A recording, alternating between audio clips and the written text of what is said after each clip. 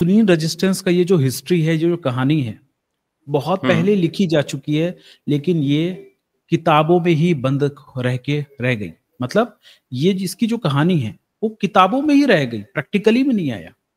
So basically आप ये बोलना चाहते हैं कि इस इंसुलिन रेजिस्टेंस का जो टॉपिक पास कर दे। हाँ, सो बेसिकली मोटा तौर पे ये है कि इंसुलिन रेजिस्टेंस रहना चाहिए। हाँ, इसको नहीं रखो रहना, वहां पे मेरे साथ।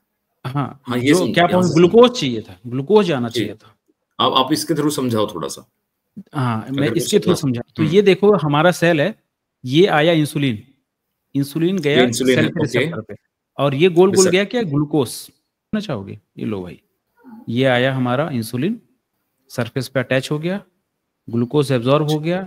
अगर आप ठीक है। Insulin, I am repeating again, ये इंसुलिन चाबी आया, और ये किस में अटैच हो गया, ताले में, इसने खोला और रिसेप्टर में। ग्लूकोज एब्जॉर्ब हो गया। तो अपन बात करते हैं इंसुलिन रेजिस्टेंस का। अगर जी। आप इंसुलिन रेजिस्टेंस के बारे में हम क्यों वीडियो बना रहे हैं, अगर आप मिसिंग है, आपको नहीं समझ में आ रही है कहाँ से स्टार्ट हुआ था, तो इससे पहले वाला वीडियो अगर आप देखेंगे तो आप बराबर से लिंकअप कर पाएंगे कि हम इंसुलिन रेजिस्टेंस के बारे में बात क्यों कर रहे हैं। मगर मैं आपको थोड़ा सा एक ब्रीफ कॉन्टेक्स्ट दे ब्रीफ दीजिए आप। कॉन्टेक्स्ट देता हूं, ताकि आप बेटर अंडरस्टैंड समझ पाए। हम जो इतने ज़्यादा कंफ्यूज हैं कि क्यों डायबिटीज़ कंट्रोल पे नहीं हो रहा है, दवाई खाने के बाद भी ग्लूकोज ब्लड लेवल पे ठीक होने के बावजूद भी ये बीमारी कंटिन्यूस बढ़ती जाती है, दवाइयाँ भी बढ़ती जाती हैं, कॉम्प्लिकेशंस भी बढ़ते जाते हैं, और पेशेंट का जो डायबिटीज़ की वजह से साइड इफ़ेक्ट हो रहा है, वो होता ही होता है।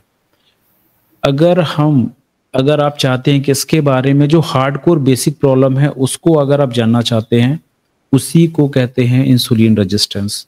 तो आई होप आप इस टॉपिक का इम्पोर्टेंस समझ गए होंगे, तब आपको ये टॉपिक ज़्यादा बेटर समझ में आएगा। जी। इंसुलिन रेजिस्टेंस किस लेवल पे होता है, उसको मैं फिर से एक बार आपको मैं समझा देता हूँ। ये हमारा शरीर है, शरीर को अगर आप खोलेंगे तो उसके अंदर ऑर्गन्स आएगा, हार्ट आएगा, स्टमक आएगा, लंग्स आएगा, मसल्स आएगा, ब्रेन आएगा। उसके अंदर और डीप डाइव करेंगे तो टिश्यू आएगा, जिससे वो ऑर्गन बना हुआ है।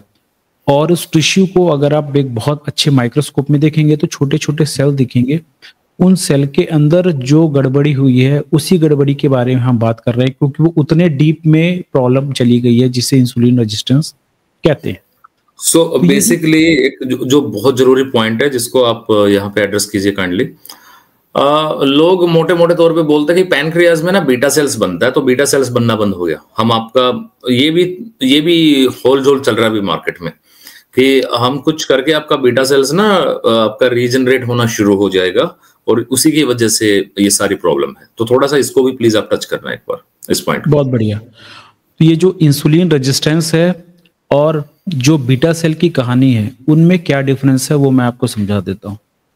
जब आपको डायबिटीज डायग्नोस होता है, शब्दों पे ध्यान दीजिएगा, गौर करिएगा, जब आपको डायबिटीज डायग्नोस होता है, उसके करीबन 10 साल पहले ही आपको इंसुलिन रेजिस्टेंस हो जाता है। ओके। मतलब ये बहुत ही ज्यादा डीप रूटेड प्रॉब्लम है। जब तक आपको डायबिटीज डायग्नोस हो रहा है, उसके 10 साल पहले ही इंसुलिन रेजिस्टेंस हो जाता है। कहने का तात्पर्य ये है कि अगर आप जागरूक हैं, अगर आप अपना ख्याल रखना चाहते हैं, फ्यूचर प्रूफ होना चाहते हैं, तो मैं बहुत पहले ही बता सकता हूं कि आपको डायबिटीज होने वाला है। मैं बहुत पहले ही बता सकता हूं कि आपका लिवर डैमेज होने वाला है। मैं बहुत पहले ही बता सकता हूं कि आपको हार्ट डिजीज होने वाला है। सोचिए, अभी का जो करंट सिनेरियो है, जिसमें पूरी जो पॉपुलेशन है वो डायबिटीज से ग्रस्त है, लिवर डिजीज से ग्रस्त है, हार्ट डिजीज से ग्रस्त है, किडनी से ग्रस्त है, राइट। 80% यही में आ जाते हैं। अगर मैं इस 80% को बीमारी को बहुत पहले ही प्रिडिक्ट कर दूं तो बहुत फैंटास्टिक रहेगा। हाँ बिल्कुल, वो प्रिवेंशन के लेवल पे प्रिवेंशन हो जाएगा। मतलब सोचिए, जिसको पूरी दुनिया लड़ रही है, जिसके लिए अरबों खरबों रुपए खर्च किए जा रहे हैं, जिसके लिए पूरे एक से एक स्पेशलाइजेशन डॉक्टर्स हैं, उसको पहले से प्रिडिक्ट करने का टूल अवेलेबल है राइट नाउ। टूल भी अवेलेबल है, टेस्ट भी अवेलेबल है, पता भी कर सकते हैं, लेकिन ये हो क्यों नहीं रहा है, सोचने वाली बात है। तो मैं उसी पे स्ट्रेस कर रहा हूं जहां पे बॉटल नेक है, जहां पे चीजें अटकी हुई हैं। अब शायद आप इस जो टॉपिक है उसकी गंभीरता को ज्यादा अच्छे से कर पा रहे होंगे। समझ पाएंगे। तो जी चलिए बिल्कुल। अब आते हैं कि एक और जो क्वेश्चन जो आपने उठाया है कि भाई बीटा सेल खराब हो रही है, ये हो रहा है, और ये इंसुलिन रेजिस्टेंस की क्या चीज है चक्कर में। तो क्या होता है, जब आप डायबिटीज डायग्नोसिस हो जाता है, जब इंसुलिन रेजिस्टेंस इतने सालों तक रहता है और हमारा बॉडी आखिरी में हार जाता है, तब जाके ब्लड ग्लूकोज बढ़ना चालू होता है। मतलब आप ये समझ लीजिए कि जैसे आपके पास करोड़ों रुपए थे, आप फाइनेंशियल क्राइसिस से गुजर रहे हैं, आप अपने घर चलाने के लिए वो जो आपका डिपॉजिट थे उससे आप 1 लाख, 2 लाख, 3 लाख, 4 लाख निकालना चालू किए। बाहर पब्लिक पे नहीं पता चलेगा कि आपके पास गरीबी आ रही है और आप ऐसे स्ट्रेस सिचुएशन से गुजर रहे हैं, जब तक आप रोड पे नहीं आ जाएंगे, जब तक आपके कपड़े फटने लगेंगे, जब तक आप फटीचर नहीं दिखने लगेंगे। तो जब तक ग्लूकोज बढ़ता है ना, ये आप उसी फटीचर हालत में आ गए होते हैं, लेकिन एक्चुअली में ये डिग्रेडेशन तो कई सालों पहले ही चालू हो गया रहता है। तो ये जो बीटा सेल खराब हो गया ना, जो बीटा सेल मरने लग गया, बीटा सेल खराब हो गया, इंसुलिन नहीं बन पा रहा है, ये तो जब आप रोड पे आ गए तब की कहानी है। मतलब इंसुलिन रेजिस्टेंस के 10 साल बाद बीटा सेल मरना स्टार्ट होते हैं। मगर चक्कर क्या है, आपको क्या यही कहानी सुनाई जाती है कि अरे वो पता है वो जो बंदा है वो तो रोड पे आ गया, वो देखो उसका वो शर्ट फटा हुआ है, गाड़ी के टायर पंचर है, वो साइकिल पे चल रहा है, वो तो पतला दुबला होता जा रहा है। मतलब आपको सिर्फ एंड रिजल्ट बताया जा रहा है, उसके पहले की कहानी बताई नहीं जा रही है। वही मैं आज बताने वाला हूं आपको। I hope you will for more interested, because I think either you are diabetic, either someone in your family is diabetic, or you are in the fear of getting diabetes. अगर इन तीनों में से कोई भी केस है आपका, तो this particular video is a must. This video is, I think, to understand the overall problem. Overall है ना जी, राइट। सर इसके बारे में पहले क्यों डॉक्टर ने वीडियो नहीं बनाया? क्या करेंगे जान के? नहीं बनाया ना, बात खत्म। अब बना रहा है ना, तो सुनो डॉक्टर की कहानी। तो ये है इंसुलिन रेजिस्टेंस।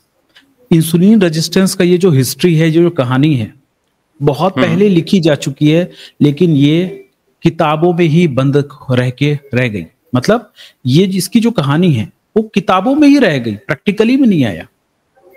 सो बेसिकली आप ये बोलना चाहते हैं कि इस इंसुलिन रेजिस्टेंस का जो टॉपिक है, ये काफी टाइम पहले साइंस में तो आ चुका था, ये बाहर लेके आ चुके थे इसको कि हाँ रीजन पता चल गया था, रीजन पता चल गया था। बट इसके ऊपर रिसर्च तक हुआ, सारी बातें हुई होंगी, तो XYZ वो बहुत सारे कमर्शियल रीजंस हो सकते हैं, वो आप भी और हम भी समझ सकते हैं, भली बात है। तो टॉपिक और किधर डाइवर्ट हो जाएगा? नहीं, टॉपिक डाइवर्ट नहीं होगा जी, टॉपिक डाइवर्ट नहीं होगा। उसका मैं एक और बताऊंगा कि हुआ क्या उसका। ये क्या हुआ था, इसको नो डाउट उसको पकड़ने में, इसके बारे में जानने में 70 साल लग गए, 7 डेकेड्स, 70 इयर्स। 70 इयर्स बाद जब ये डायग्नोस हो गया, पता चल गया। सोचो अगर आप एक बहुत बड़े एक यूनाइटेड स्टेट ऑफ अमेरिका के हेल्थ मिनिस्ट्री के वहां पे पेश किया गया, yes we have discovered a very important metabolic disorder that is called insulin resistance. पता चल गया, मजा आ गया होगा उस दिन, वाह हम लोगों ने बहुत अच्छी डिस्कवरी करी। यहीं पे एक और फार्मा इंडस्ट्री है, अरे वाह वेरी फैंटास्टिक, अब हम कौन सी दवाई निकाल सकते हैं इसको खत्म करने के लिए, इसको ओवरकम करने के लिए।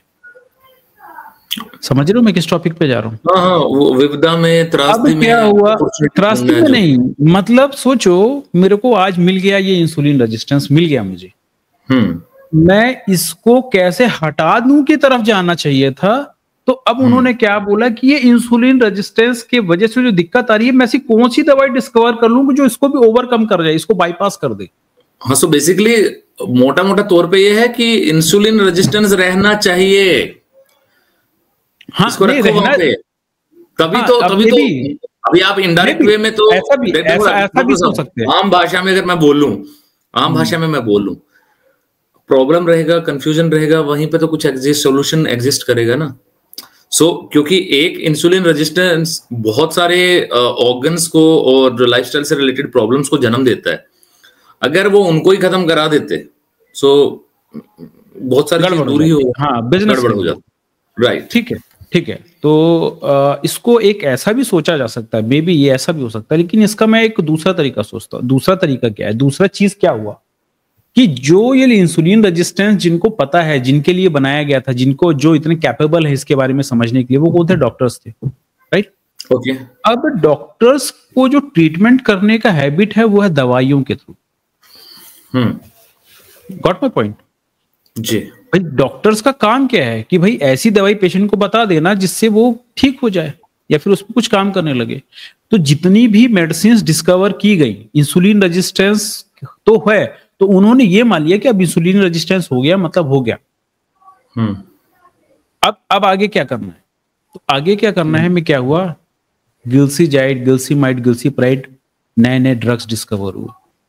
वो ड्रग्स क्या करते हैं सुनिएगा, मैं इसके बाद उसका बताऊंगा तब आपको समझ में आएगा। उन्होंने बोला कि ये क्या है,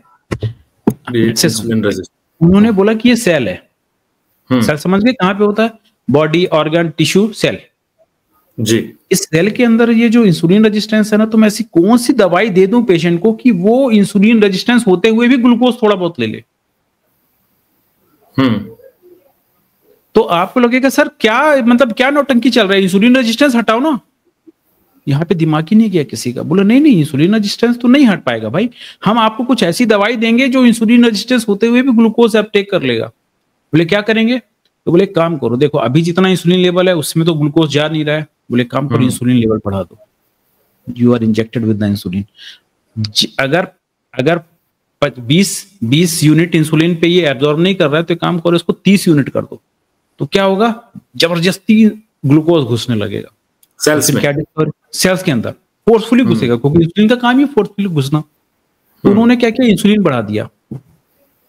बहुत बढ़िया। फिर उन्होंने बोला एक काम करते हैं अपन कुछ ऐसे ड्रग्स देते हैं जो ये सेल के अंदर इसको सिग्नल दे कि इंसुलिन रेजिस्टेंस होते हुए भी ग्लूकोज और एब्जॉर्ब कर ले।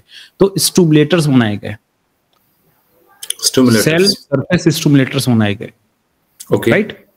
उसके बाद उन्होंने क्या बोला? बोला एक काम करो, इंसुलिन रेजिस्टेंस के 2 ड्रग्स हमने बना लिए, अब एक काम करो ऐसा कुछ बनाओ कि ये जो ये तो अब नहीं ले रहा है, तो कुछ ऐसा करो कि ये ब्लड में आए ही मत। मतलब हमको 2 ड्रग्स देना, एक तो इसको फोर्सफुली ग्लूकोज एब्जॉर्ब कराने के लिए मजबूर करना है, और दूसरा ब्लड पे ही ग्लूकोज आए ही मत। तो उन्होंने क्या किया? बोले काम करो इसको यूरिन की 3 एक्सक्रीट करवा दो। अच्छा, तब किडनी पे फर्क तब आता है इसका जब साइड इफेक्ट आता है। ओके, हाँ, अब now you are getting figure out कर पा रहे हो। तो उन्होंने क्या किया? बोले काम करो, हमारा टारगेट क्या है? एक ही टारगेट है, ग्लूकोज को बढ़ने नहीं देना, बाय हुक और क्रोक। By crook. तो पहले क्या किया? ऐसे ड्रग्स बनाए गए जो सेल को मजबूर करे ग्लूकोज एब्जॉर्ब करने के लिए। दूसरा उन्होंने बोले काम करो ऐसा ड्रग बनाओ जो पेट से ग्लूकोज को ले ही ना, एब्जॉर्ब भी ना करे। उससे फायदा, उससे क्या होगा? ग्लूकोज एब्जॉर्ब भी नहीं होगा और वो हमारे मल द्वार के थ्रू चला जाएगा। नहीं, अभी यूरिन पे पहुंचे नहीं है, अभी तो वो पेट में एब्जॉर्ब भी नहीं हुआ। तो उससे उससे उससे गड़बड़ क्या होगा? हमें पेट की बीमारियां होने लगी। ग्लूकोज एब्जॉर्ब भी नहीं होगा तो क्या होगा? नीचे जाएगा, पूरे बैक्टीरिया के साथ वो इंटरेक्ट करेगा, तो हमारा पेट खराब होने लगेगा। तो अगर डायबिटीज की दवाइयों से आपका पेट खराब हो रहा है, इसको कैटेगराइज किया जाता है side effect of the drugs, right? तो जब एब्जॉर्ब नहीं होगा तो पेट की प्रॉब्लम होगी, जब एब्जॉर्ब हो जाएगा तो बोले काम करो अब एब्जॉर्ब तो हो गया, इसको एक और थ्रू के एग्जिट करा दो।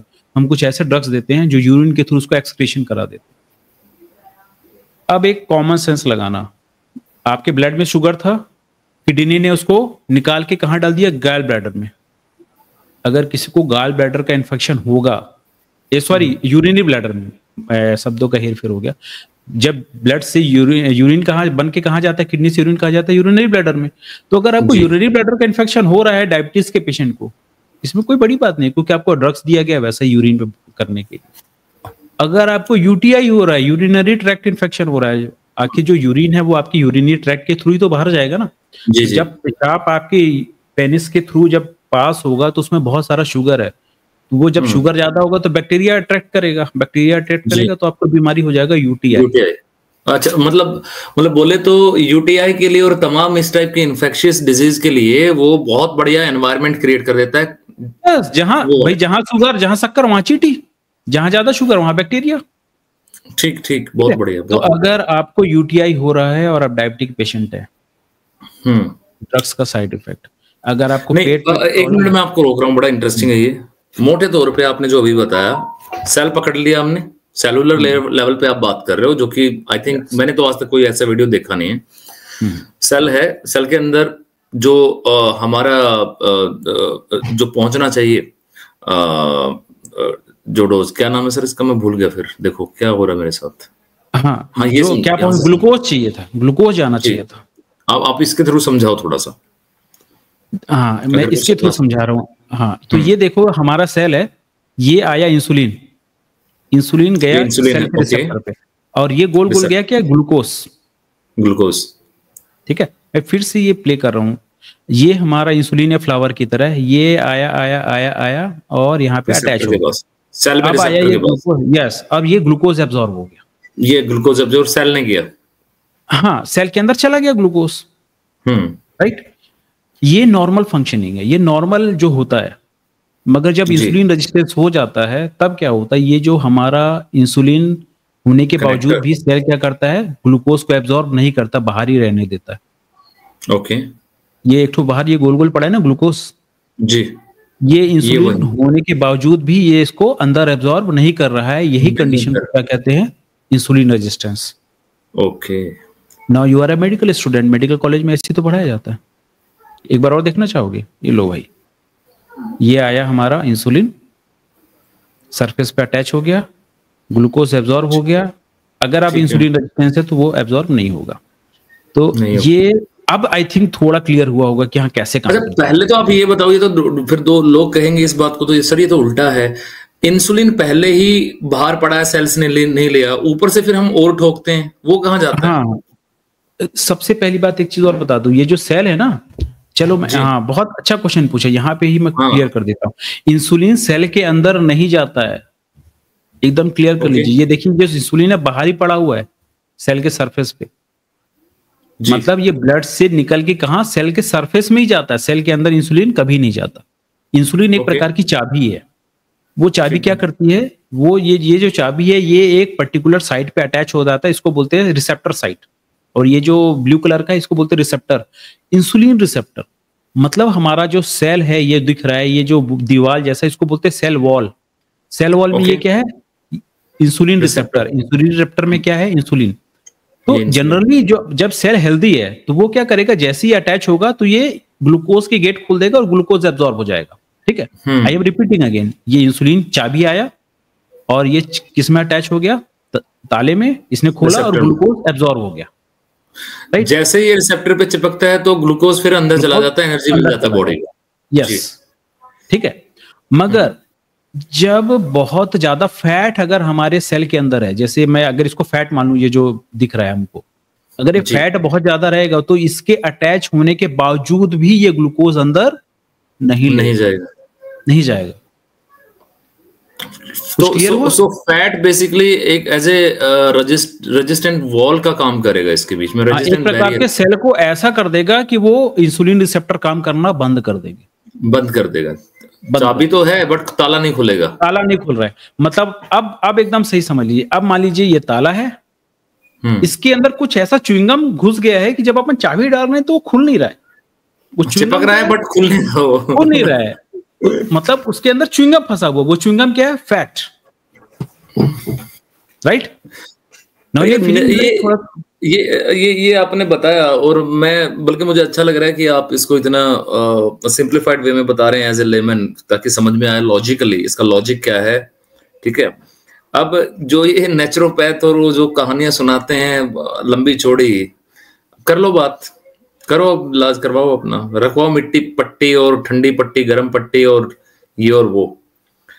अब भाई इतनी अगर आपको, अच्छा ये वीडियो दिखा रहे हो आप, ठीक है, इंसुलिन एक्ट्स लाइक ए की। ओके, ठीक है। तो जो मैं बता रहा हूं आपको, जो मैं दिखा रहा हूं आपको, ऐसा लग रहा है ये मेरा creation, it's my creation? Definitely not. It is already there in the medical academics, it is already there in the medical books.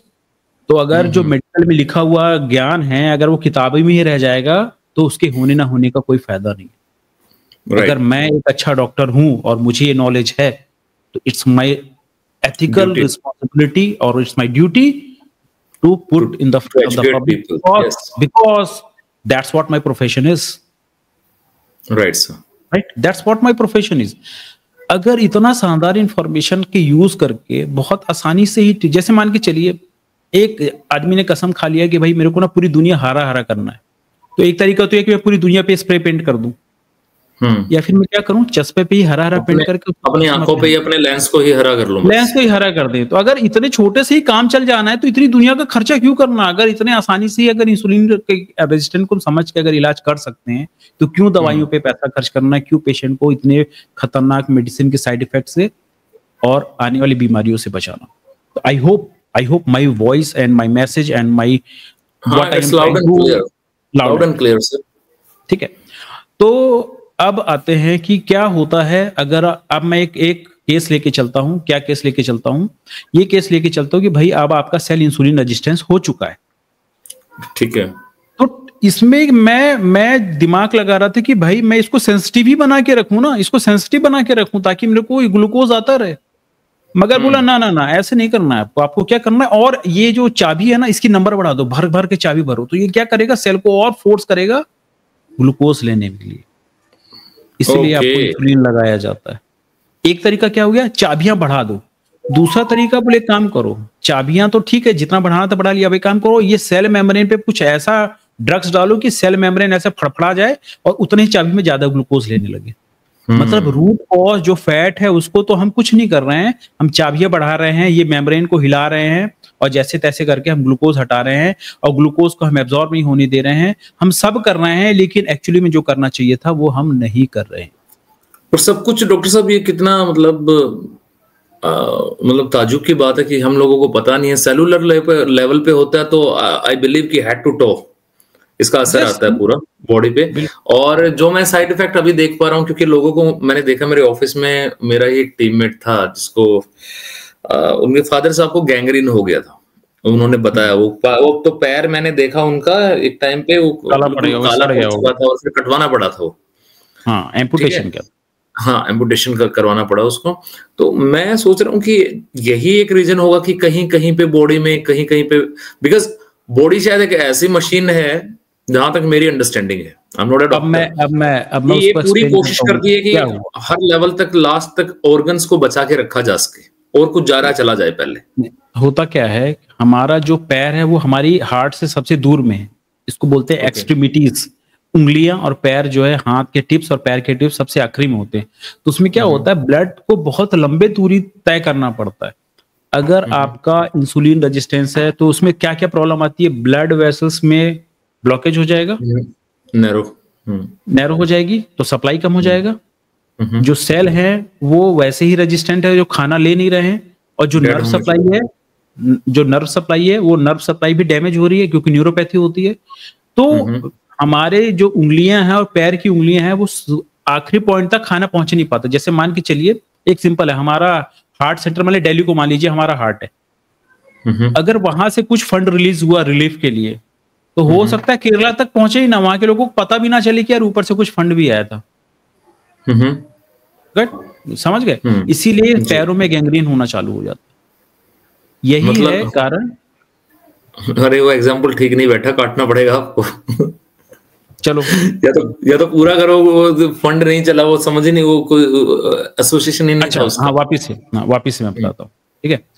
तो ये जो गैंग्रीन आप देख रहे हैं, गैंग्रीन क्यों होता है? गैंग्रीन इसलिए होता है कि जो हमारे बॉडी के आखिरी वाला पार्ट है, जो सबसे लास्ट है, हार्ट से जितना दूर है, वहां तक जो ब्लड सप्लाई है उसको पहुंचने में हिंड्रेंस बहुत आ रही है। क्यों? क्योंकि आपका ग्लूकोज बढ़ने की वजह से आपकी खून की नलियां पतली हो गई, आपका सेल आखिरी में वहां तक उतना ज्यादा सप्लाई पहुंच नहीं रहा है, तो वो डेथ होना चालू हो जाएगा उनका। वो जो आखिरी से डेथ होना स्टार्ट होता है, उसी को हम क्या कहते हैं? उसको कहते हैं गैंग्रीन, जो कि डायबिटीज का बहुत ही डरावना सच है। हाथ पैर काटने पड़ते हैं, एक्सीडेंट से पैर कटते हुए तो सुना होगा आपको, डायबिटीज की वजह से ये पैर कटना सबसे ज्यादा हो गया, एम्पुटेशन कहते हैं। नहीं, मैंने देखा है ये, और मुझे पता है वो लड़का काफी अपने फादर साहब को लेके घूमा भी, बट ये प्रॉब्लम 20-22 साल चला उनका, और एंड में उनको सीकेडी की प्रॉब्लम भी है और पैर भी उनका काट। दैट्स कॉल्ड बिटर ट्रूथ, कड़वी सच्चाई। अब एक और चीज मैं आपका, जब यहाँ तक बात सुनी ली है, तो एक और कड़वी सच्चाई सुन लीजिए। डायबिटीज वालों को अंधे हो जाते हैं, अब सोचेंगे सर जी। अंधे क्यों हो जाते हैं, क्योंकि क्या होता है आंख हमारी बॉल की तरह है, उस बॉल के अंदर बहुत पतली पतली खून की नलियां हैं। तो जितनी पतली खून की नली होगी उतना जल्दी ब्लॉक होने के चांस होगा, क्योंकि वो ऑलरेडी इतनी पतली है, थोड़ा बहुत भी ब्लॉकेज हुआ तो उसका सप्लाई बंद हो जाएगा। बंद हो तो जाता जो है। रेटिनो इसको बोलते हैं डायबिटिक रेटिनोपैथी, ये भी उसका कारण है। किडनी को जब हुँ, आप माइक्रोस्कोप में देखेंगे तो पतली पतली खून की नलियों से ऐसे गुथा हुआ गुच्छा है, ऊन का गोला टाइप का है। तो उसमें पतली पतली खून की नलियां हैं, किडनी खराब हो जाते हैं। क्यों? क्योंकि खून की नली ऑलरेडी पतला था और क्या हो गया, उसमें ब्लॉकेज हो गया। हुँ। तो आई होप अब इस नॉलेज से आपको अंडरस्टैंडिंग हो रही होगी कि हाँ, हाँ भाई बिल्कुल, हमको बिल्कुल। करना नहीं, बहुत बढ़िया। इससे इससे एटलीस्ट इनको डीप लेवल पे ना कोई भी पेशेंट होगा या बनने मतलब मेरा मैसेज बड़ा लाउड एंड क्लियर मेरा भी सिंपल सा है कि उनको ये प्रॉब्लम ना समझ में आए और वो है। क्वेश्चन करना शुरू करें। कोई भी उनका जो बिल्कुल, ट्रीटमेंट कर रहा है, दे शुड स्टार्ट क्वेश्चनिंग कि इससे ठीक हो रहा हूँ, साइड इफेक्ट क्या है, 5 साल बाद क्या होगा, 10 साल बाद क्या होगा, मैं क्यों परिवार में आया, लॉजिक क्या है। If they start asking smart questions, definitely जो भी उनको ट्रीट कर रहा है किसी भी पैथी का, they have to be accountable, they have to give some sort of answer कि कुछ तो बोलना ही पड़ेगा ना उसके लिए। और वहीं पे बिल्कुल, अकाउंटेबिलिटी आ जाती है किसी ना किसी की, क्योंकि बिल्कुल, गैस वर्क तब तक रहता है और कोई भी आपको तब तक उल्लू बना सकता है जब तक आपको राइट इंफॉर्मेशन किसी बीमारी की नहीं है। ये बीमारी के लिए नहीं है सर, ये जनरली आप किसी भी मतलब जनरल लाइफ में भी अगर हम देखें तो ये हम हर जगह पे होता है कि हमारे पास जिस मोमेंट तक नॉलेज नहीं होता राइट, तब तक क्रिटिकल डिसीजन नहीं हो पाता और हम बेतुकी बातों में या तो चले जाते हैं या किसी किसी बात पे बहसते रहते हैं। तो उसमें हम कई बार साउंड भी ऐसे करते हैं बुद्धू की तरह। तो लोग ज्यादातर राइट क्वेश्चन नहीं पूछते और उसी की वजह से होता है कि कोई आंसरेबल भी नहीं हो पाता। आंसरेबल भी तो सामने वाला तब होगा ना, तब सामने वाला पूछने वाला कौन है। बिल्कुल। जी। तो चलो अब इंसुलिन रेजिस्टेंस को आप समझते हैं कि होता क्यों है, राइट? जी। तो जो इंसुलिन रेजिस्टेंस है, ये होता क्यों है, ये हमको तब समझ में आएगा जब हम इसको समझेंगे। ये जो हो रहा है इसको कहते हैं विशियस साइकिल। विशियस साइकिल में क्या होता है, आपने खाना खाया, आपके हम्म। खाना खाने के बाद क्या हुआ, आपका इंसुलिन निकला। जी। इंसुलिन ने क्या किया, उसको आपके सेल के अंदर डिपॉजिट कर दिया। जी। डिपॉजिट करने के बाद सेल के अंदर क्या बन गया, फैट। फैट। जब फैट बना, अंदर एब्जॉर्ब हो गया, ब्लड ग्लूकोज डाउन हुआ, आपको फिर भूख लगी, फिर आपने खाना चालू किया। अच्छा, तो ये जो मोटे हो जाते हैं और ओवरवेट ज्यादातर लोग, यही और साइकिल है, इसी कहते हाँ, हैं उनको विशियस। क्रेविंग होता रहता है, मंचिंग करते या रहते हैं बार बार में, है ना। दे ट्राई टू ईट, उनको लगता है कि हंगर है, बहुत डिजायर लगता है, and this is the cycle. This is the cycle. इस दिस साइकिल इज में अगर आप फंस गए तो क्या होगा कि जितना खाएंगे उतना ज्यादा इंसुलिन आएगा, उतना ज्यादा इंसुलिन आएगा तो ये होगा। इसीलिए इसलिए आपने देखा होगा इंसुलिन रेजिस्टेंस में इंसुलिन बहुत ज्यादा बढ़ा जाता है। यहीं पे सबसे इंपॉर्टेंट चीज है, अभी इंसुलिन का जो पैंक्रियाज है ना, वो फुल पोटेंशियल में काम कर रहा है। इनफैक्ट जितना इंसुलिन निकालना चाहिए उसका 5 गुना ज्यादा इंसुलिन निकाल रहा है, ओवरलोडेड चल रहा है। और ये सब स्टार्ट कहां से हुआ, हमारे गलत खाने की वजह से। देखिए सबसे टॉप में है फूड। हमारे फूड। गलत फूड चॉइसेस ही हमको इस साइकिल में ले जाते हैं, जिसके वजह से हमें इंसुलिन लॉन्ग रन रेजिस्टेंस में, होता है। लॉन्ग रन में। Long run, long run. हाँ, कोई भी चाहे कितना भी ऐसे कह ले, नहीं नहीं, I am just eating good food, neat and clean diet, but still I become diabetic. भैया ऐसे नहीं बने हो तुम। आप पुरानी अपनी हरकतें देखो 10 15 20 साल की, उससे पता लगेगा कि आज कहाँ पे खड़े हो, है ना सर। Yes, yes. तो जी। ये जो चीजें हैं यही इंपॉर्टेंट है। ये जो मैंने आपको जो वीडियोस दिखा रहा हूं, ठीक, यही है सबसे बड़े कारण। तो अभी तो चूंकि हम डायबिटीज के कॉन्टेक्स्ट पे बात कर रहे हैं, इसलिए मैं डायबिटीज और शुगर के बारे में बात कर रहा हूं। लेकिन मैं आपको एक और थोड़ा ब्रॉडर पिक्चर दिखाना चाहता हूं, किसका, इंसुलिन रेजिस्टेंस का। ये है वो ब्रॉडर राइट। पिक्चर। कैसे कैसे एक्सेसिव। इंसुलिन कार्बोहाइड्रेट लेंगे जो बहुत ज्यादा जल्दी एब्जॉर्ब हो जाता है, ice cream, cake, sugar, pastry, glucose, bread. Bread. Bread. Bread वो ब्रेड में रोटी वाला ब्रेड नहीं कह रहा, जो इंडियन रोटी, वो उसको नहीं कह रहा मैं कि बढ़िया रोटी खा रहे हो आप, अच्छी वाले ब्रेड। तो रोटी तो बाजरे का भी बनता है। ब्रेड जो घटिया, सुबह सुबह जिसको multigrain bread, oats bread, white bread, black bread, ये जिसके बस पीछे पड़े हैं ना, उसकी भटूरे, बात कर रहा हूँ। मैदा, जी। बिस्किट, यही है कार्बोहाइड्रेट जो रेडली अवेलेबल है। जेनेटिक्स। जेनेटिक्स को नहीं चेंज कर सकते। इसका छोटा मोटा ही रोल है जेनेटिक्स का। डायबिटीज के कॉन्टेक्स्ट में बात कर रहा हूँ। सेडेंटरी लाइफस्टाइल, खा पी तो बहुत लिए, लेकिन चूंकि अब ऐश की जिंदगी चल रही है, ज्यादा मेहनत करने की जरूरत नहीं है। Sedentary lifestyle. अब यहाँ पे मैं एक बहुत बड़ा जो क्वेश्चन है उसको मैं सॉल्व करना चाहता हूँ। सर हमारे पूर्वज तो नहीं होते थे सर, हम क्यों बीमार पड़ रहे हैं? इसीलिए बीमार कर रहे हैं क्योंकि आपके पूर्वज के पास ना काम बहुत ज्यादा था, क्योंकि वो थे गरीब। नहीं खाएंगे तो तुमको, आप जो अभी ऐश कर रहे हो। मैं कई लोगों को ये बोलता हूँ, सॉरी आपको रोकूंगा मैं, ताकि थोड़ा सा समझ में आए। मैं चाहूंगा कि स्क्रीन को भी आप बड़ा कर लो थोड़ा सा।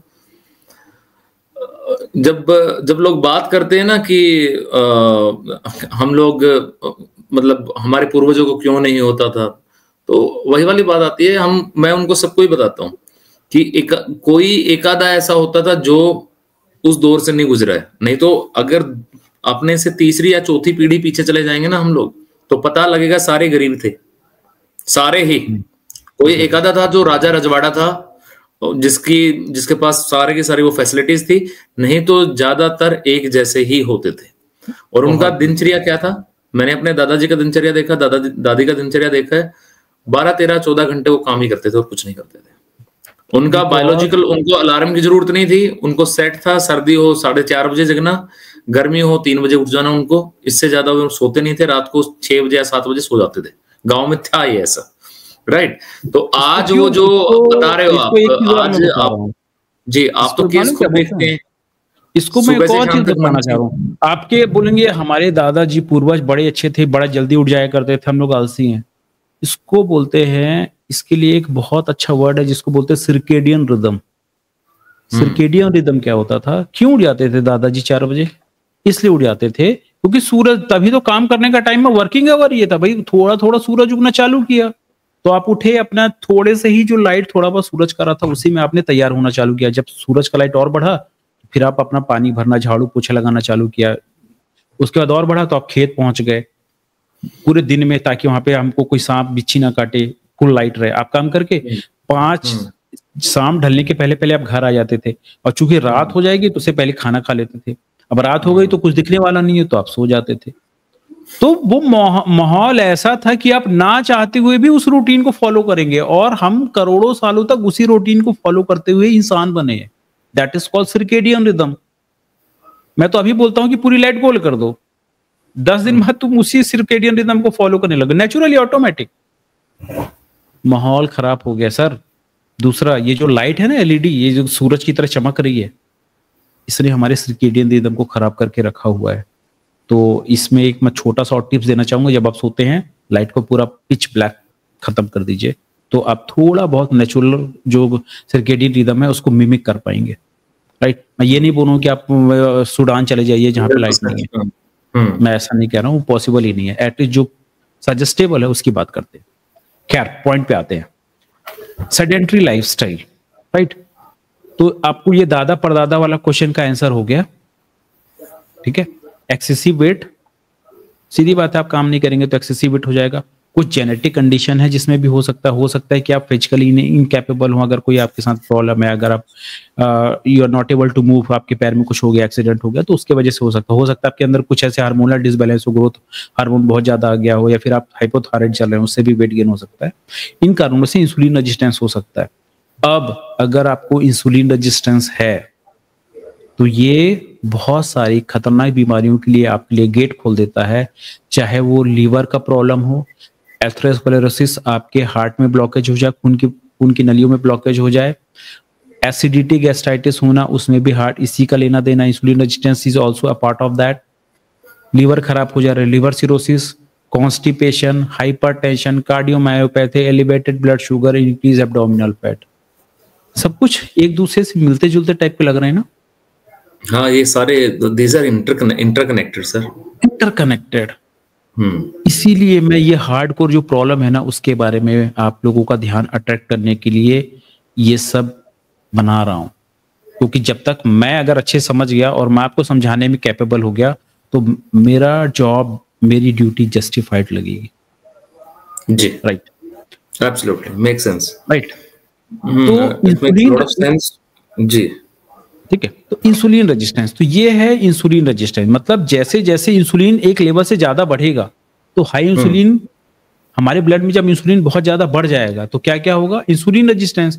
इंसुलिन रेजिस्टेंस अगर है आपके ब्लड में, चेक हो दिख रहा है इंसुलिन रेजिस्टेंस, आपकी इंसुलिन ब्लड में बढ़ा हुआ है, तो खूब, मैं अभी बता रहा था, आंखें खराब हो जाएंगी, mood disorder, memory problem, stroke, calcified artery, weight gain, muscle diabetes, सब कुछ हम पता कर सकते हैं। अगर हमारा ब्लड इंसुलिन लेवल हम चेक कर ले तो हम ये बता सकते हैं आगे आने वाले समय में हमारा जो पेशेंट है उसको ये होने वाला है। आपको अजीब लगेगा, सर हमारे पास तो एक जादुई ट्रिक हो गया, मतलब जो बीमार पड़ने वाला है उसको हम बहुत पहले ही बता सकते हैं। Yes, you are right.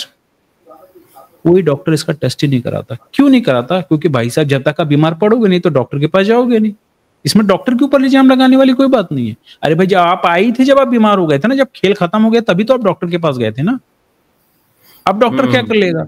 आप पछतात का हो जब चिड़िया चुग गई खेत, तो जब आपकी खेत चिड़िया चुग चुकी है तब डॉक्टर क्या कर लेगा?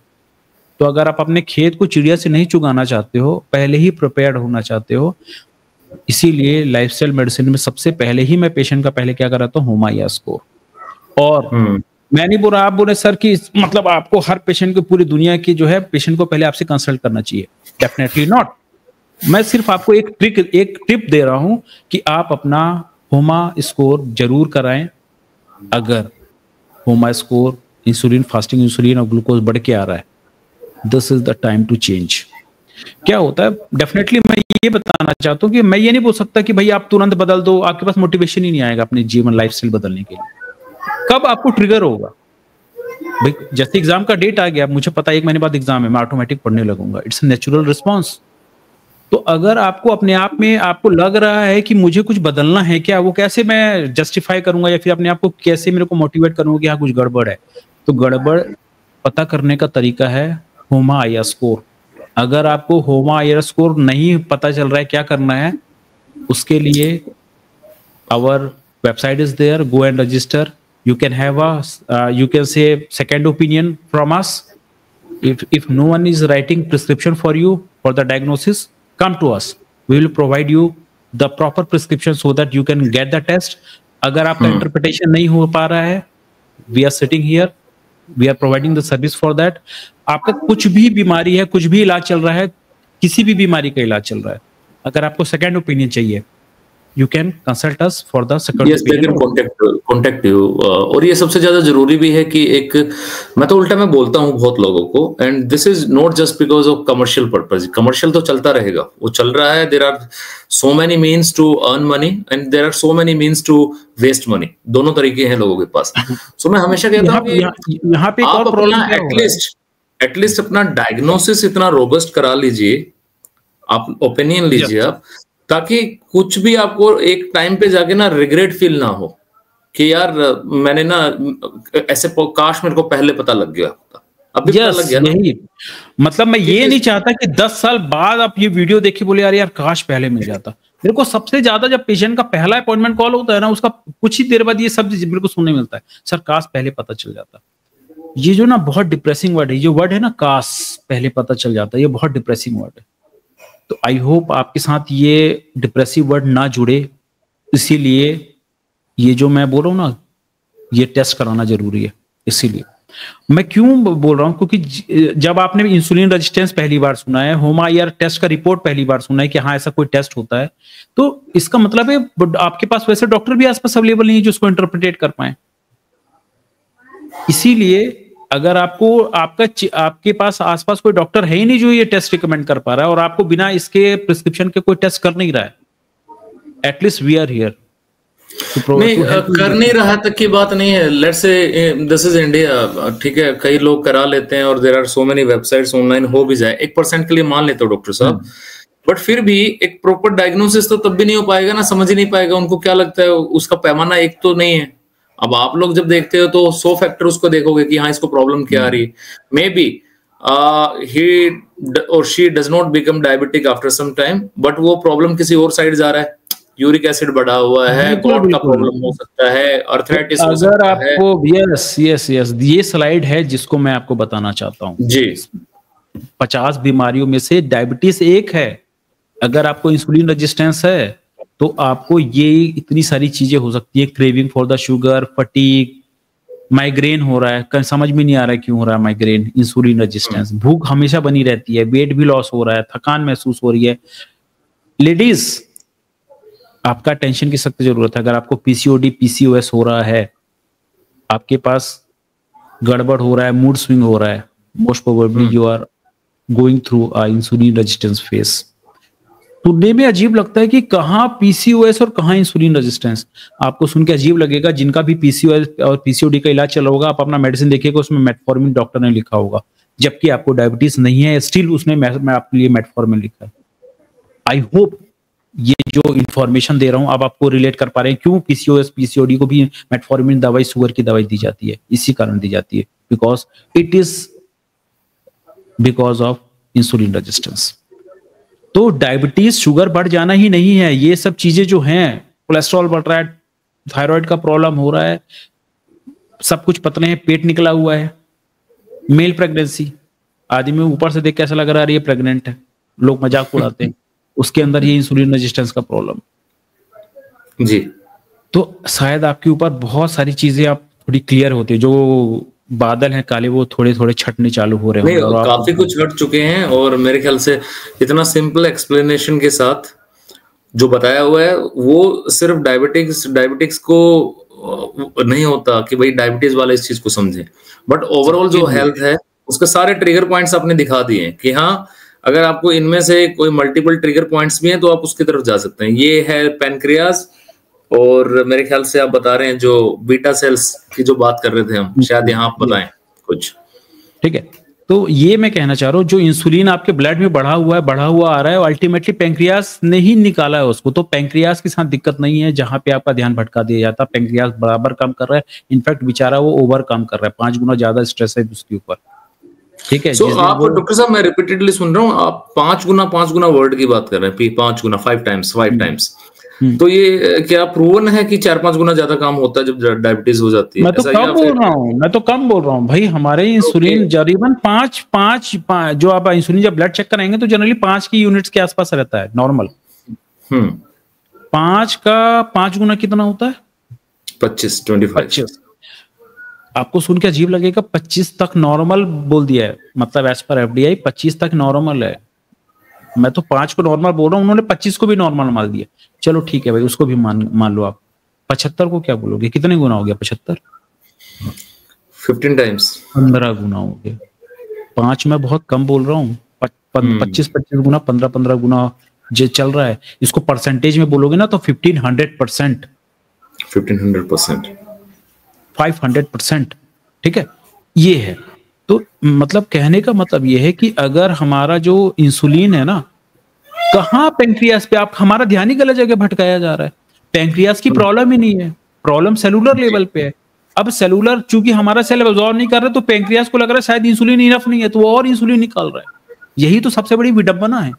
सोचिए, आप एक चीज सोचो कि जैसे आप फादर हो, आपका बच्चा भूखा है, तो आप उसको और खाना दोगे ना? आप ये तो भूल ही गए कि बेचारे के गले में अटका हुआ है, वो गटक नहीं रहा है, वहां पे गटक नहीं रहा है, आप अंदर नहीं जा रहा है। आप उसके रूम में देख रहे हैं कि अरे खाना बढ़ा हुआ है यार, लगता है स्वाद कम पड़ गया तो और आप खाना दे रहे हैं। यहाँ पे तो आप भूल गए कि वो बेचारा खा ही नहीं पा रहा है। यही सबसे बड़ी प्रॉब्लम है। जो पैंक्रियास नुमा जो पेरेंट्स है, वो ये समझ ही नहीं पा रहा है कि जो सेल है वो खा नहीं पा रहा बेचारा। क्यों? क्योंकि ऐसा कभी हुआ ही नहीं था पहले। इससे पहले पूरे ह्यूमन जनरेशन में, पूरा इंसानी डेवलपमेंट में ये जो परिस्थिति है इंसुलिन रेजिस्टेंस, ये कभी नहीं आई, अभी मॉडर्न वर्ल्ड में आई है, इससे पहले कभी आया नहीं है। इसीलिए वो नहीं पता कर पा रहे। जो आप ह्यूमन एवोल्यूशन की बात कर रहे हैं कि ठीक है, बहुत सारी चीजें तो ऐसी हैं जो मॉडर्न सो कॉल्ड जो हम बोलते हैं आज की मॉडर्न जमाना है, उसकी वजह से लाइफस्टाइल है। हर कोई किंग वाली लाइफ जी रहा है ना? तो ठीक है, बट इसका इतना बड़ा प्रॉब्लम आ तो रहा है बॉडी के ऊपर, शुगर आ गया, ट्रीटमेंट क्या सर इसका? हाँ, आप आई ना 100 बात की एक बात। मैं तो इतना देर से इसी का इंतजार कर रहा था कि आपका दिमाग में आया। सर आपने प्रॉब्लम तो बता दिया, ट्रीटमेंट क्या करें? प्रॉब्लम समझ में आ गई है। Problem, I am not a diabetic patient, मेरे को कोई प्रॉब्लम नहीं है, but still I am interested, I am curious to know. और थ्रू आउट जो आपके साथ कल भी 1 घंटा मैंने बात की थी, आज भी तो लगभग 1 घंटा हो चुका है, 40 मिनट हो चुके हैं। मतलब मुझे पूरा समझ में आया मेरे को इतना समझ में आ चुका है कि मुझे अगर किसी को समझाना पड़ा, मैं आराम से उसको समझा सकता हूँ कि भैया तेरी प्रॉब्लम क्या है। एक अब अच्छे आते डॉक्टर हैं की वजह से बैक टू बेसिक्स, यहीं से स्टार्ट किया था अपन ने। मतलब जी, ये सेल को हमारे को ऐसा बनाना है कि भाई इसका इंसुलिन रेजिस्टेंस खत्म हो जाए। जी, क्या क्या हथकंडे अपनाऊंगा, क्या क्या मैं ऐसा करूंगा मेरे पेशेंट के लिए ताकि उसका इंसुलिन रेजिस्टेंस खत्म हो जाए। सबसे पहले मैं क्या करूंगा, सबसे पहले उसको बोलूंगा हाई फैट फूड बंद कर दे, क्योंकि सेल के अंदर जो फैट है उसी से तो इतनी सारी प्रॉब्लम हो रही है ना। तो सबसे पहला क्या करेंगे, रिड्यूस फैट इन अभी योर डाइट। अभी पहले मेरा क्वेश्चन भी साथ-साथ में लीजिए और प्लीज शोकेस भी करना इसको। ये हाई फैट की जब बात आती है ना, तो एक मार्केट में मिथ भी है कि जैसे ही मान लो आप चावल खाते हैं, इफ यू आर डायबिटिक और लेट्स से आपने चावल खाने का मन किया, वो कहते हैं एज पर आयुर्वेदा, नाम आयुर्वेदा का है, ठीक है। और ज्यादातर डाइटिशियन ने भी ऐसे भरे हुए हैं वीडियो कि आप ना उस पे ऊपर 2 चम्मच देसी घी डाल लो। उससे क्या होगा, वो घी जब मिक्स होगा ना, तो उससे आपका जो जीआई है वो ज्यादा ऊपर तक नहीं जाएगा। क्या बोलूं, मतलब मेरे पास शब्द नहीं है बोलने के लिए, बेवकूफ नहीं, बोलूं। मैं समझना चाह रहा हूँ, ये आप डॉक्टर हैं, आप इसको समझते हैं, बट आम नॉनसेंस, इंसान को भी यही लगता है। नॉनसेंस। क्या होता है, इंडिया सबसे बहुत ज्यादा शोषित देश है। यहाँ पे आयुर्वेद के नाम पे ना आप कुछ भी कर सकते हो, कुछ भी कर सकते हो आयुर्वेद के नाम पे।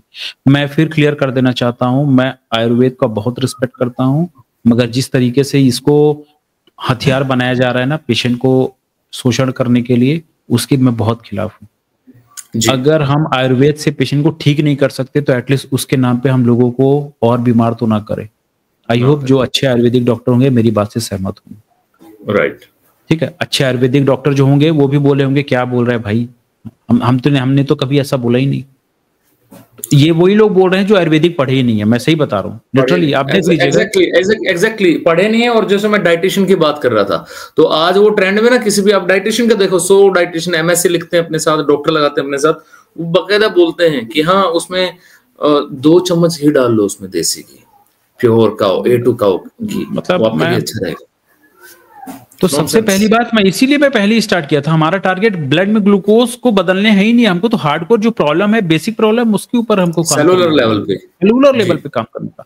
जब तक मैं उसको एड्रेस, हार्ड को जो न्यूक्लियस में प्रॉब्लम उसको एड्रेस नहीं करूंगा तो मेरा हर ट्रीटमेंट भी वेस्ट है। तो चलो फिर से आते हैं, ट्रीटमेंट क्या करना है। तो जो ट्रीटमेंट करना है, तो अपन यहां तक आ चुके थे कि इसको इंसुलिन रेजिस्टेंस को खत्म कैसे करेंगे। तो पहला, हम हाई फैट डाइट लेना बंद कर देंगे, बहुत ज्यादा तेल वाली चीजें लेना बंद कर देंगे, राइट, हम्म, पहला। दूसरा क्या करेंगे, हम ऐसी चीजें लेंगे ही नहीं जो ब्लड में बहुत जल्दी ग्लूकोज एब्जॉर्ब करवा देती है। भाई जब हमारा सेल पहले ही कॉम्प्रोमाइज्ड है, ग्लूकोज लेने के अभी स्थिति पे नहीं है, क्यों हम ऐसे चीजें लें जो उसका ग्लूकोज ब्लड में बढ़ा के रखे। वो उससे होता क्या है कि वो हमारा जो पैंक्रियाज, उसको मैसेज किया जाता है, उसको ज्यादा मैसेज यही जाता है कि अभी ज्यादा इंसुलिन निकालो, क्योंकि ब्लड में ग्लूकोज ज्यादा है। जी, ब्लड में ग्लूकोज ज्यादा है तो इंसुलिन को एक ट्रिगर मिलता है हमारे पैंक्रियाज को कि भाई इंसुलिन अभी इनफ नहीं है उस ग्लूकोज को कम करने के लिए, तो बेचारा जी, ओवर वर्क करता रहता है, राइट।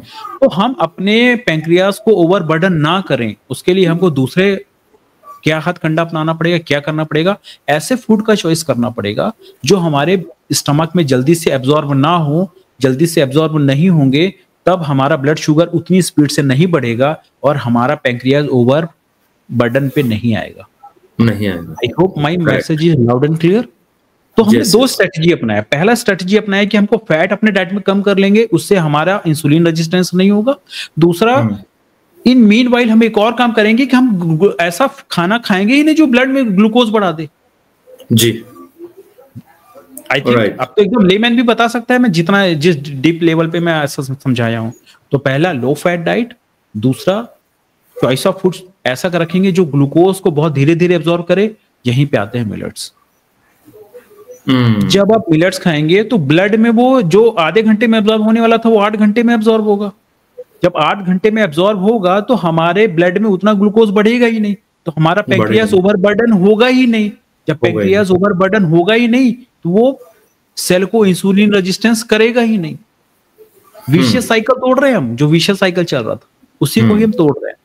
तो पहला लो फैट डाइट, दूसरा मिलेट्स, तीसरा जो हमारा जो बॉडी फंक्शन है उसको हम नेचुरल फूड देंगे। तो यहाँ पे एक और चीज के बारे में बात करना चाह रहा हूं जिसको कहते हैं इंक्रेटिन हार्मोन।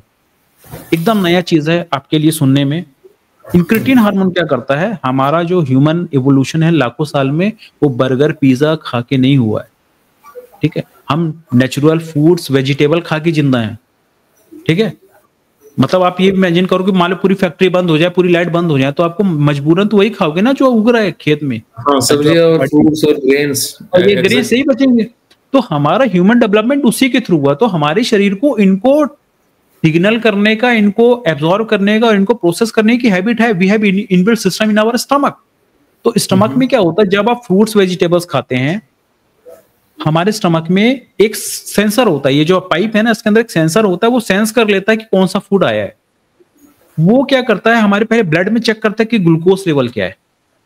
अगर वो बढ़ा हुआ है तो वो ग्लूकोज का एब्जॉर्प्शन करता नहीं है, उसको आगे जाने देता है। बड़ा फैंटास्टिक लग रहा है ना सुनने में। कितना कितना शानदार मैकेनिज्म है कि वो पहले ब्लड ग्लूकोज को चेक करेगा ऑटोमेटिक। आपको लग रहा हो सर ये तो सेंसर टाइप की टेक्नोलॉजी टाइप की बात कर रहे हैं। हमारे बॉडी के अंदर है इतनी शानदार टेक्नोलॉजी। वो टेक्नोलॉजी का नाम है इंक्रेटिन हार्मोन, जो कि हमारे गट में होता है, पेट में होता है। अगर आप वो चीजें खा रहे हैं जिसको खाने के लिए हम बने हुए हैं, तो वो क्या करेगा, उसके रिसेप्टर चेक करेंगे पहले ब्लड में कि हाँ भाई साहब ग्लूकोज ज्यादा तो नहीं है। अगर ज्यादा है तो वो उसका एब्जॉर्प्शन ही बंद कर देंगे। खत्म हो गए ना, बीमारी का झंझट ही खत्म हो गया। जब तक ग्लूकोज डाउन होगा नहीं तब तक वो एब्जॉर्ब करेगा नहीं। यही तो चाहिए था ना अपने को। ठीक, तो मतलब फ्रूट्स एंड वेजिटेबल का कंजप्शन बढ़ाना पड़ेगा। तो ये तो हुई बात की। चलो वो कहेंगे कि यार ये नेचुरली हम तो ये तो बातें सारी सुनते रहते हैं। अब कितना फर्क है एक डायबिटिक पेशेंट, वो आज उसको डायबिटीज है लेट से 200-250 के आसपास, वो खुद ये तीनों स्टेप अपना ले, बट फिर भी जो सक्सेस के चांसेस होते हैं सेल्फ लेवल पे इन चीजों को ट्रीट नहीं किया जा सकता। यस, ये उसी प्रकार की है कि जैसे मान के चलिए आपका बच्चा है, ठीक है जी, उसको मैं पूरे बुक्स दे दूं पढ़ने के लिए, ठीक है, उसमें तो सब लिखा हुआ है। क्यों स्कूल भेजते हैं बच्चों को? इस किताब में तो सब लिखा हुआ है ना। अभी पढ़े लिखे हैं, अपने बच्चों को पढ़ा सकते हैं, क्यों स्कूल भेजते हैं? असिस्ट कर पाए, डायरेक्शन दे पाए। हमारा भी काम एक टीचर के जैसा ही है। राइट, एक टीचर के जैसा ही है। राइट, सही है। तो मैं ये कहना चाह रहा हूं कि अगर आपको पता चल जाए कि हाँ सही, कैसे एसेस करेंगे कि हाँ ये टीचर सही है, जो आपके कोर्स में जो है उसको पढ़ा पा रहा है और एग्जाम में पास हो पा रहे हैं, तभी तो अच्छा टीचर है ना। राइट, ये है तो बात। वेरी सिंपल, बहुत सिंपल है ये तो। इसको मतलब नथिंग कॉम्प्लिकेटेड, बट अननेसेसरली मुझे लग रहा है कि इतना ज्यादा इंफॉर्मेशन ओवरलोड होता है ना, और जो हमें ये एक्सेस है यूट्यूब की और गूगल की, और आज तो चैट जीपीटी भी है, लोग चैट जीपीटी पे पूरे ट्रीटमेंट ढूंढ रहे हैं कि इतना भी कर रहे हैं कि प्रॉम्प्ट बने हुए हैं कि how you can order over the counter drugs treatment को लेके, समझ गए। हालांकि चैट जीपीटी को बहुत सारी चीजों को नहीं दिखाता ड्यू टू मेडिकल गाइडलाइंस, उसको बंद कर देता है, बट फिर भी कैसे ना कैसे लोग तरीके ढूंढ रहे हैं। सो आई होप कि ज्यादातर लोगों को इससे ज्यादा सिंप्लीफाइड वे में कोई समझा नहीं सकता, ना कोई बता सकता है। इससे आगे तो जो सारी बातें हैं वो शायद ना उनको गूगल पे मिलेंगी, जो आपने बताया मुझे भी नहीं मिला आज तक। इसका इंसुलिन रेजिस्टेंस की बात करते हैं लोग, बट ज्यादातर ये फेमस है सर जो फॉरेन के मेडिकल एडवाइजर्स हैं या मेडिकल हेल्थ केयर एक्सपर्ट्स हैं, और उनका परसेंटेज भी बहुत कम है, बहुत कम। यस, राइट, बट जो आप बता रहे हैं इस टाइप का जो टेस्ट और जो कॉम्प्रिहेंसिव इलाज आप दे पा रहे हैं, कंप्लीट कोर्स का पैकेज बता दिया भाई। आप आज की इस वीडियो पे मैंने पूरे सीक्रेट्स और पूरे हिडन इंफॉर्मेशन मैंने खोल दी है। मोटे तौर पे अगर कोई आपसे लेट से बात करता है तो उसका आपका एक प्रोसेस क्या होता है, थोड़ा वो बता दीजिए आप कि आपका प्रोसेस क्या है। लेट से कि डायग्नोस आप कर पाएंगे किसी को, लेट से कि उसकी फैमिली में हिस्ट्री रही है डायबिटिक की, जैसे आपने बताया कि जेनेटिक इश्यू होता है, और उसको लगता है कि यार मैं जेनेटिकली उस तरफ ना जाऊं, उसके लिए क्या ट्रीटमेंट ऑप्शन आपके पास है? जेनेटिक्स में मैं डायबिटिक हो चुका है, हाँ, उसके लिए क्या ट्रीटमेंट ऑप्शन आपके पास है? आप कैसे? जेनेटिक्स को मैं थोड़ा क्लियर करना चाहता हूँ। जेनेटिक्स, यहाँ पे जो मैं जेनेटिक्स की बात कर रहा हूँ ना, जैसे मान के चलो एक मारवाड़ी फैमिली है, दादाजी, पिताजी, बेटा जी और पोता जी, सब में जेनेटिक्स एक है। लेकिन मैं उस जेनेटिक्स की बात नहीं कर रहा हूँ, उनका खान पान भी एक है ना। घी के बिना मुंह में रोटी जाए कोनी।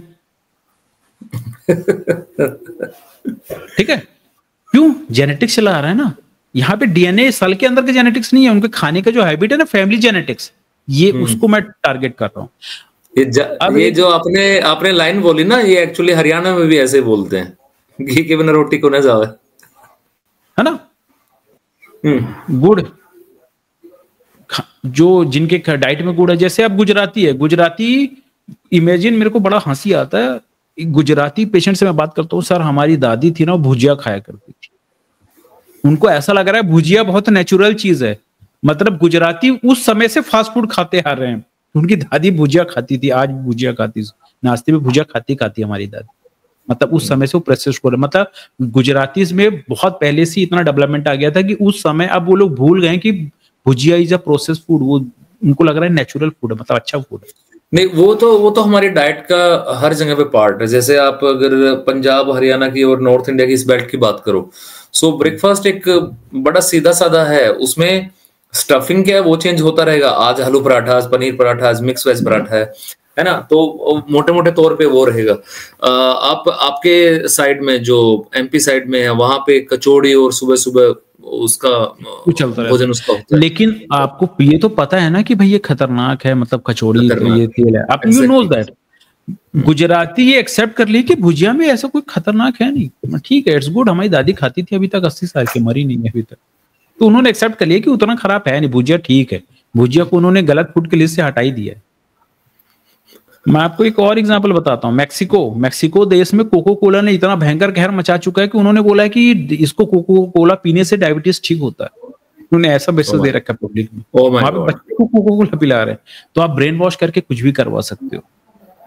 ठीक है, इसके ऊपर भी मैं किसी दिन वीडियो बनाऊंगा। कोको कोला के कार्यक्रम, कुछ देशों में उन्होंने क्या किया कांड।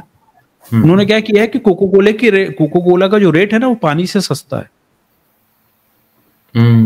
उन्होंने क्या किया, वहां का जो वाटर रिसोर्स है ना, पूरा कैप्चर कर लिया है, और कोको कोला का रेट पानी से सस्ता कर दिया है। तो लोग पानी की जगह कोको कोला पी लेते हैं, सस्ता पड़ रहा है।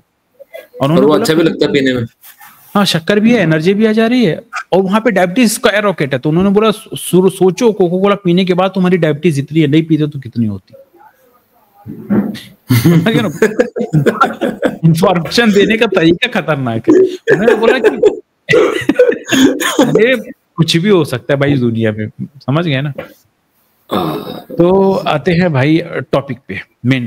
ठीक है, आप ऐसे आप कॉरपोरेशन हैं जो जिनके एग्जांपल आईआईएम में और जितने भी बड़े बड़े बी स्कूल्स हैं, उनमें कोका कोला की केस स्टडी को पढ़ाया जाता है ना।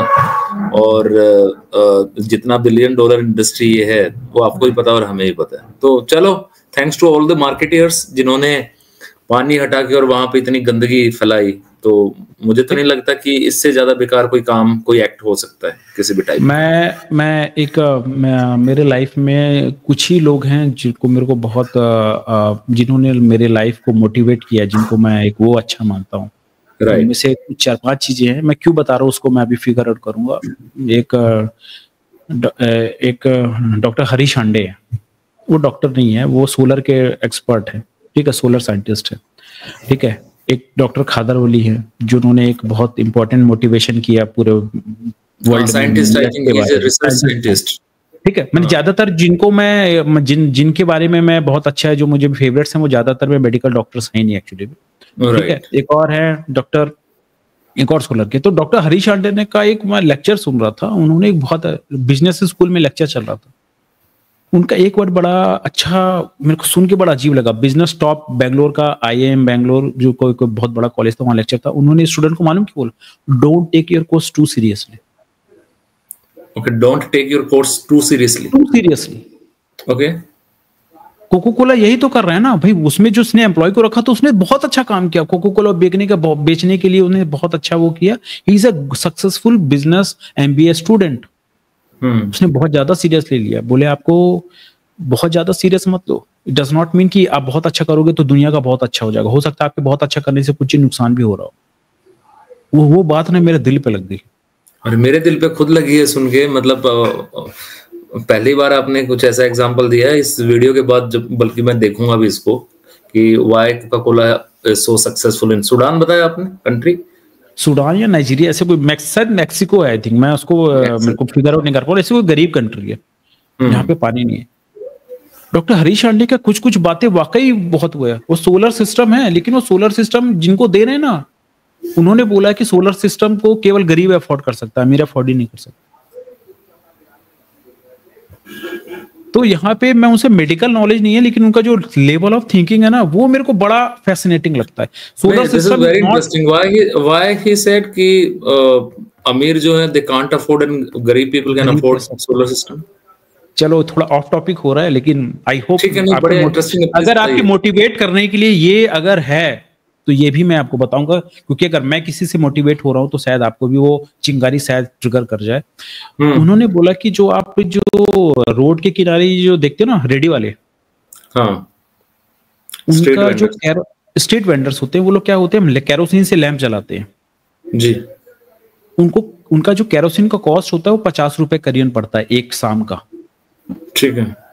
उनको सोलर सिस्टम लेना 10 गुना सस्ता पड़ता है, उसका कॉस्ट 5 रुपए पर आता है।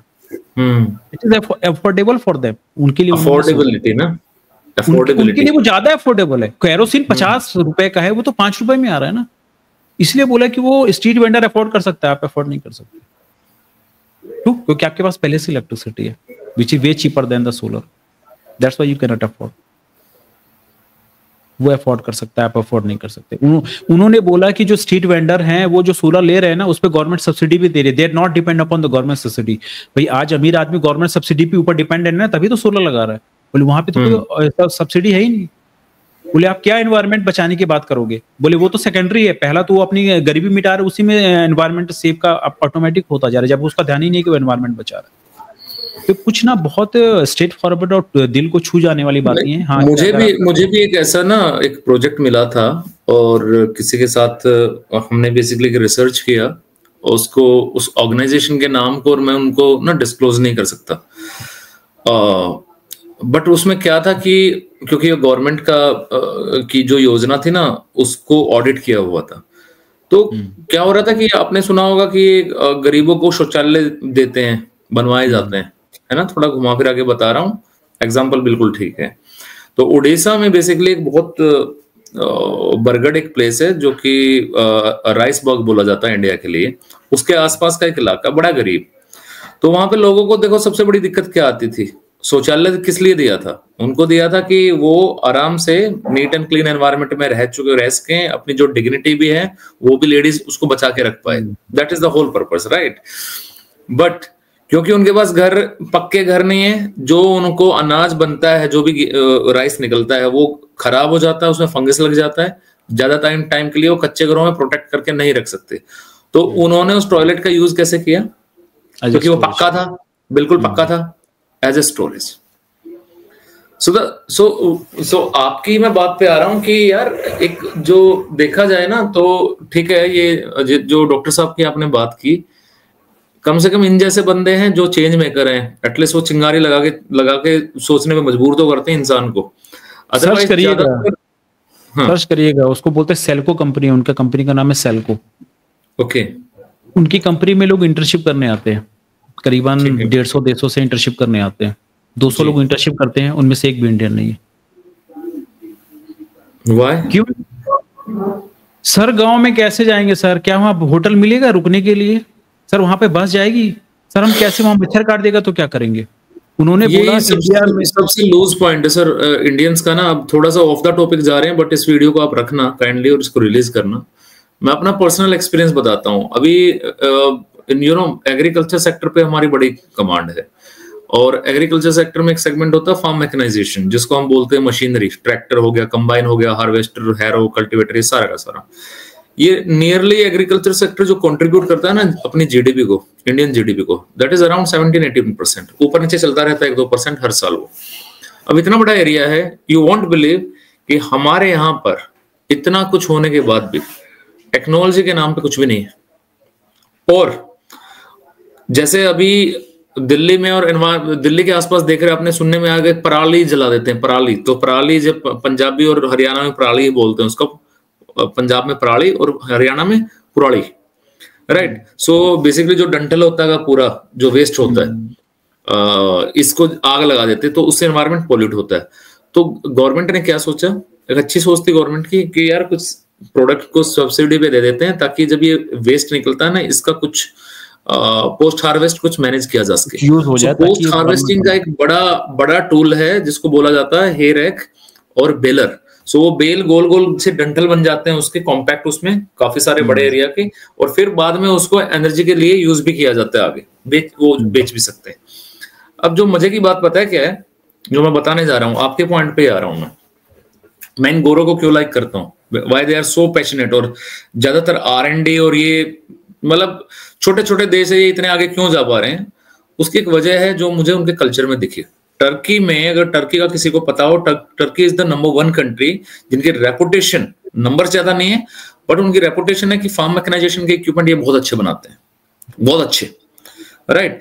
अब वहां के लोग सारी टेक्नोलॉजी यहां से लेके आए हैं, और उनके लोगों को हमने देखा है फील्ड पे, वे गोरे बेचारे सारा दिन धूप के अंदर, चाहे कितनी भी धूप थी, उसका डेमो करा रहे हैं, उनको चला चला के देख रहे हैं। क्योंकि हमारे यहाँ पे क्या होता है ना, जो डंठल होता है इसका पूरी चावल का, वो अगर थोड़ा मोटा हुआ, थोड़ा मॉइस्चर हुआ, बीज अलग अलग हैं, यहाँ पे बीज कुछ है, वहां पे बीज कुछ है, उससे भी फर्क आता है प्रोडक्टिविटी में। इतना माइन्यूटली उनको स्टडी करना पड़ता है। तो उनको मैं देख रहा हूँ कि यार एनवायरनमेंट कैसा भी है, गाँव में बैठे हैं, पड़े हैं, ठीक है, एक सिगरेट पी ले सारे दिन में, फिर भी उस पर एक समोसे से ही काम निकाल दिया। सो वो पैशन है लोगों में। ऑन द अदर हैंड, हमारे जो दूसरों की हम बात करते हैं कि हमारे पास यार हम कहाँ चले जाते हैं पैशन में, तो हालत जो आपने बताई वैसी ही, नहीं करना चाहते। बस मैं वो डॉक्टर साहब की बात सुन रहा था, उनके यहाँ इंटर्नशिप करने लोग हैवर्ड्स टॉप यूनिवर्सिटीज से आते हैं, लाइन लगाए रहते हैं, उनको मिलता नहीं। उनको टॉप यूनिवर्सिटीज, दुनिया के टॉप यूनिवर्सिटीज से लोग वहां पे आते हैं लाइन लगाने के लिए, बहुत सारे लोगों को मिलता नहीं है। एक इंडियन अप्लाई नहीं किया वहां पे, बोले इंडियन अप्लाई नहीं किया, बोले मैं दूंगा क्या उनको, बोले मैं तो वेट कर रहा हूँ कोई इंडियन आए तो मैं दूसरों को हटा के दूँ, आए नहीं। तो इसको मैं आप जो भी समझिए, मैं निगेटिव नहीं बताना चाह रहा हूँ, लेकिन जो रियलिटी है वो तो है ही सही, ठीक है। एक और मैं बता रहा हूँ, थोड़ा ऑफ टॉपिक है, फाइनेंस के बारे में। आपको पता है रेडी वाले को कितना इंटरेस्ट, कितने % इंटरेस्ट पे लोन मिलता है? आई थिंक 30, जैसे आप घर खरीदोगे कितना % लोन चले, इंटरेस्ट चलेगा आपका? 10%, होम पे, हाँ, मैक्सिमम 7-8% से शुरू हो जाता है। पर्सनल लोन लोगे तो करीबन 18% हो जाएगा। 18% कार्ड 25-24% से, अब अगर नहीं किए पेमेंट तो 36%। रेडी वाले को 3500% पे इंटरेस्ट मिलता है। तो वो डेली लेता है और डेली उसको देना पड़ता है कि 1000 रुपया लिया, शाम को वो 1000 रुपया लिया, वो 1100 रुपये वापस करेगा। पर डे का 10% मल्टीप्लाइड बाय 360 कर लो, 3500% पे ब्याज देता है वो। Still he survives, he is one of the best economy. जानते नहीं हुए भी वो इकोनॉमी में सबसे ज्यादा कंट्रीब्यूट कर रहा है आपके, 3500% इंटरेस्ट पे कर रहा है। नहीं, वो है, वो आपका पॉइंट बिल्कुल सही है। इनफैक्ट जो बैकबोन है एक्चुअल में अगर देखा जाए, सो हम लोगों को तो कुछ कंपनीज दिखती हैं, फॉर्च्यून 500, गूगल है, माइक्रोसॉफ्ट है, गुड़गांव, बेंगलोर, इनमें दिखता है कुछ पोटेंशियल। बट अगर देखा जाए तो इंडिया वो कंट्री है ही नहीं। इंडिया में बेसिकली जो एक इकोनॉमी है वो बहुत बड़े एरिया में वो यही सारे के सारे लोग चलाए हुए हैं, जो अनऑर्गेनाइज्ड इंडस्ट्री में कंट्रीब्यूट करते हैं, इकोनॉमी में कंट्रीब्यूट करते हैं। वो सारे स्ट्रीट वेंडर हैं, कोई दुकान वाला है, कोई दही वाला है, कोई जोमेटो के जो बंदे भाग रहे हैं, अनऑर्गेनाइज्ड सेक्टर जिसको कहते हैं। मेरा ये इतना डीप ड्राइव करने का बीमारियों के बारे में पढ़ा तो हर बहुत सारे डॉक्टर ने भी पढ़ा होगा, ये ऐसे कुछ नॉन मेडिकल लोग हैं, वो जब अपने सेक्टर में, डॉक्टर हरीश आंडे PhD है, IIT खड़गपुर से PhD है, IIT से तो बड़ा काम कर रहे हैं उन्होंने। मालूम, उनकी बातें सुन के मेरे को अच्छे, बोले मैं I have been subsidise for my studies. बोले ये इंडिया कंट्री है ना, इसने मेरे पढ़ाई के लिए सब्सिडीज की, तब मैं सस्ते में पढ़ पाया। बोले मेरी फीस 100 रुपए थी, I was living in the hostel and I was getting everything in very subsidise rate. बोले पूरी कंट्री ने मेरे पढ़ाई में सब्सिडी दिया है, how can I deny it, कैसे मैं डिनाई कर सकता हूँ जी। उन्होंने बोला कि मैं इतना सारा PhD पढ़ा, इतना सारा किया, बोले कुछ काम नहीं है, किसी का कुछ यूज ही नहीं आया आज तक। बेसिक प्रॉब्लम है ना लाइट का, सोलर का, इसके लिए IIT करने की जरूरत नहीं है। बोले इतने बेसिक प्रॉब्लम सॉल्व कर रहा हूँ। तो कुछ चीजें ऐसी खतरनाक मेरे सुनने के बाद जो है मैं लोगों के जब ये आईआईटी का साइंटिस्ट, आईआईटी का जो पीएचडी है, वो बेसिक प्रॉब्लम को सॉल्व कर रहा है। If I am a PhD, तो क्या मैं अपने फील्ड का ये बेसिक प्रॉब्लम सॉल्व कर सकता हूँ क्या? शायद ये जो टॉपिक है ना, ये उसी का रिजल्ट है। क्यों डॉक्टर हर कोई बात नहीं कर पा रहा है? शायद नेचुरली अगर मैं इन सब लोगों को ना सुना तो शायद मैं भी यहाँ पे अराइव नहीं कर पाता। शायद उन लोगों का वर्ड मेरे दिमाग में इतना ज्यादा चुभ गया, अंदर बैठ गया कि मैं इन सब चीजों को डीप ड्राइव करना नहीं करने से ना मेरे को घबराहट छूट रही। हाँ, वो हो गया। मतलब मेरे को लगा कि बेसिक प्रॉब्लम जब वो इतना बड़ा प्रॉब्लम सॉल्व कर सकता है, घुस सकता है, तो यहाँ पे तो yes, what is your contribution as a doctor for the society? जब वो बेसिक प्रॉब्लम को सॉल्व करके इतना डीप ड्राइव जा रहा है, तो मेरी मेडिकल फील्ड में तो आ नहीं सकता ना डॉक्टर। सोलर का डॉक्टर कैसे आएगा मेडिकल फील्ड में? मतलब मेरे फील्ड में मैं ही कर सकता हूँ, क्योंकि ये यूनिक फील्ड है। उसी का नतीजा है ये जो वीडियो आप देख रहे हैं ना, ये शायद बहुत सारे लोगों के मोटिवेशन का नतीजा है, जो मैं इतना अच्छे से आज आपको प्रेजेंट कर पा रहा हूँ जी। ये जो प्रेजेंटेशन आप देख रहे हैं, शायद हैवर्ड्स पे भी शायद कभी इतना अच्छे से नहीं समझाया गया होगा, इसलिए अभी तक वो मार्केट पे आया। तो I hope my message was there, and जो मैं आपको बताना चाह रहा था कुछ तो गया होगा, एटलीस्ट आप कुछ तो समझ रहे होंगे। और मेरा जो लाइफस्टाइल मेडिसिन में जो मेरा ट्रीटमेंट का थीम है, ट्रीटमेंट का तरीका है, वो इसी चीज पे बेस्ड है और 100% काम करता है, बेस्ट काम करता है।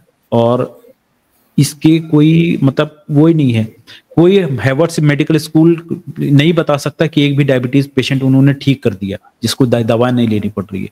मेरे पास लिस्ट है पेशेंट की जिसको हमने ठीक किया, जिसकी दवा नहीं लेनी पड़ रही है और साइड इफेक्ट भी नहीं, because we are working on the hardcore problem which is there, that is called insulin resistance.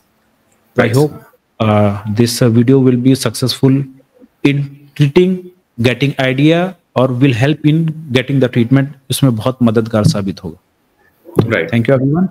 Have a nice day. Thank you. Take care.